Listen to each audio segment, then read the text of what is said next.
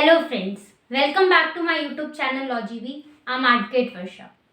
हम लोग Indian evidence act 1872 देख रहे थे, जिसमें हमारा सेक्शन 3 चल रहा था, जो कि है इंटरप्रिटेशन क्लॉज। इसमें हम वन बाय वन सारे वर्ड देख रहे थे कि उसका क्या डेफिनेशन है या फिर क्या मतलब है, कैसे किसी वर्ड को हम इस एक्ट में इंटरप्रेट करेंगे। तो आज के वीडियो में हम लोग रेलेवेंट वर्ड का क्या मतलब है, रेलेवेंट वर्ड को कैसे इंटरप्रेट करना है इंडियन एविडेंस एक्ट में, वो हम देखेंगे। क्या कहता है रेलेवेंट वर्ड। तो चलिए हमारा आज का वीडियो स्टार्ट करते हैं। जो वर्ड रेलेवेंट है सेक्शन 3 के अंदर, उसमें उसकी जो डेफिनेशन दी गई है वो कहता है any fact is said to be relevant to the another when the one is connected to the other in any of the ways referred in the provision of this act relating to relevancy of fact। ये definition दी गई है relevant की। अब इसका मतलब क्या है, क्या होगा रेलेवेंट। तो कहता है ये डेफिनेशन कि रेलेवेंट मतलब क्या चीज रेलेवेंट है, किस चीज को हम कोर्ट रूम में एज एविडेंस प्रेजेंट कर सकते हैं। तो कहता है एनी फैक्ट, फैक्ट तो सब कुछ है, मगर कौन से फैक्ट रेलेवेंट होंगे। तो एनी फैक्ट, कोई भी फैक्ट तभी रेलेवेंट कहलाएंगे जब वो किसी दूसरे फैक्ट के साथ कनेक्टेड हो। इसका मतलब हम कोई एक फैक्ट की बात नहीं कर रहे हैं। Any fact is said to be relevant when the it is connected to the another, मतलब किसी और फैक्ट के साथ। यहाँ पे हम एक फैक्ट की बात ना करके एक से ज्यादा फैक्ट की बात कर रहे हैं। फैक्ट आइसोलेशन में नहीं होना चाहिए, 2, 3, 4 ऐसे फैक्ट होने चाहिए जब हम रेलेवेंसी प्रूफ करेंगे कि हाँ ये चीज इससे रेलेवेंट है। तो any fact is said to be relevant when it is connected to another, किसी और फैक्ट से कनेक्टेड हो। कैसे कनेक्टेड हो, in any of the ways, किसी भी तरीके से जो कि इस एक्ट के प्रोविजंस में दिया गया है। कौन से प्रोविजंस में, क्योंकि एक्ट में तो बहुत सारे प्रोविजन है, कौन से प्रोविजंस के बेसिस पे हम रेलेवेंसी प्रूफ करेंगे। तो जो भी इस एक्ट में रेलेवेंसी ऑफ फैक्ट से रिलेटेड प्रोविजंस हैं, उस प्रोविजंस में जो बताएगा कि हाँ इन प्रोविजंस के बेसिस पे कोई फैक्ट रेलेवेंट है या नहीं। अब वो प्रोविजंस कौन से हैं, तो जो भी सेक्शन 6 से लेकर के 55 तक इंडियन एविडेंस एक्ट के अंदर सेक्शन 6 से लेकर के सेक्शन 55 तक जो है वो रेलेवेंसी ऑफ फैक्ट से डील करता है। तो ये जो प्रोविजंस हैं, सेक्शंस हैं हमारे, सेक्शन 6 से लेकर के सेक्शन 55 तक, इसके अंदर जो जो फैक्ट्स इन प्रोविजंस के अंदर आता है, जो जो फैक्ट्स इन प्रोविजंस के अंदर जो हमें बताया गया है उसको प्रूफ करे, उन्हीं फैक्ट्स को हम as a relevant fact court room में एज अ एविडेंस दे सकते हैं।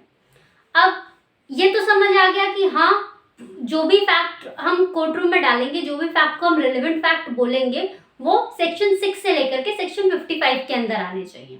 वो सेक्शन 6 से लेकर के सेक्शन 55 में जो सेक्शंस हैं, उन सेक्शंस में से बताने चाहिए कि हाँ इनमें इस सेक्शन के हिसाब से ये फैक्ट रेलेवेंट है। अब जब हम रेलेवेंट फैक्ट की बात करते हैं तो वो दो तरीके के होते हैं, एक लीगली रेलेवेंट और एक लॉजिकली रेलेवेंट। अब फैक्ट तो फैक्ट है भाई, जितने भी वर्ड्स हैं, जितने भी स्टेटमेंट है, जो भी है, हम कुछ देख रहे हैं वो भी एक फैक्ट है, कुछ बोल रहे हैं वो भी एक फैक्ट है।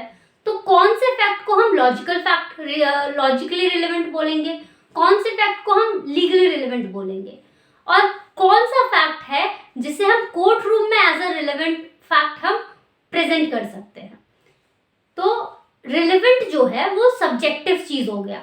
अब क्योंकि वो सब्जेक्टिव है, इसका मतलब हर चीज के हिसाब से, हर इशू के बेसिस पे वो चेंज होगा। जो मेरे लिए रेलेवेंट है वो हो सकता है वो किसी और केस में रेलेवेंट ना हो, जो ए के केस में रेलेवेंट है वो बी के केस में रेलेवेंट ना हो, जो सी के केस में रेलेवेंट है वो डी के केस में रेलेवेंट ना हो। तो वो एक सब्जेक्टिव चीज है।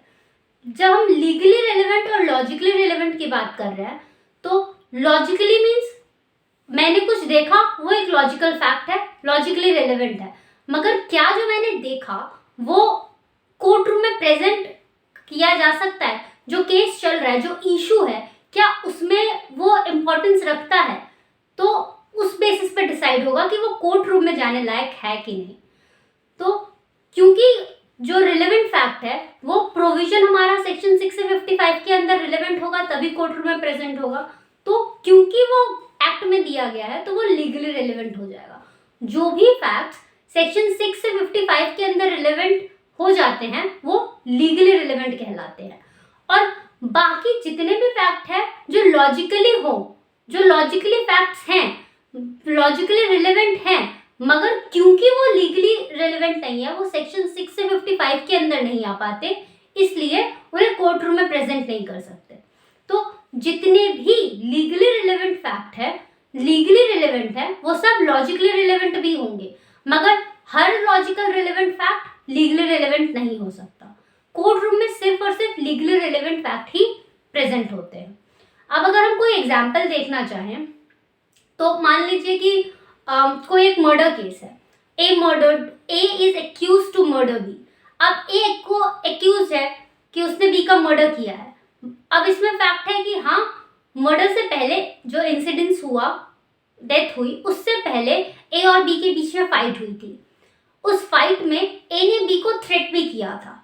तो ये दोनों चीजें जो है वो रिलेवेंट फैक्ट हो सकते हैं, क्योंकि हमारा जो अगर कोई बोलेगा कि हाँ मैंने देखा था कि ए ने बी को थ्रेट किया था या ए और बी की लड़ाई हुई थी, तो ए को क्वेश्चन किया जा सकता है इस बेसिस पे और रिलेवेंसी प्रूफ की जा सकती है इन दोनों फैक्ट की।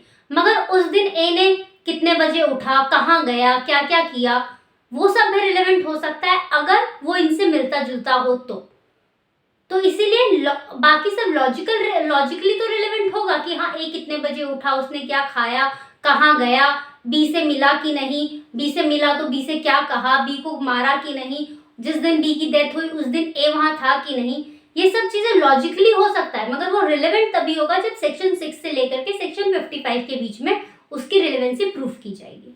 तो जो हमारा रिलेवेंट वर्ड का डेफिनेशन है सेक्शन 3 के अंदर, वो यही कहता है, any fact is said to be relevant when it is connected to the other in any of the ways referred in the provision of this act relating to relevancy of fact। तो relevancy of fact, और इसकी जरूरत कब पड़ती है, तो जब भी हम इशू फैक्ट ऑफ इश्यूज देखे जाते हैं, फैक्टिंग इश्यूज देखे जाते हैं, किसी भी इशू के प्रूफ करने की जब बात की जाती है, तो इश्यूज को प्रूफ करने के लिए हमें फैक्ट के बीच में रेलेवेंसी प्रूफ करनी पड़ती है, उनके बीच में कनेक्शन प्रूफ करना पड़ता है। इसीलिए रेलेवेंसी एक बहुत इंपॉर्टेंट पार्ट हो जाता है हमारे इंडियन एविडेंस एक्ट का। अगर आपको ये वीडियो अच्छा लगा हो तो प्लीज़ मेरे वीडियो को लाइक कीजिए, और अभी तक आप लोगों ने मेरा चैनल सब्सक्राइब नहीं किया तो प्लीज़ सब्सक्राइब कर लीजिए और शेयर भी कीजिए। Thank you.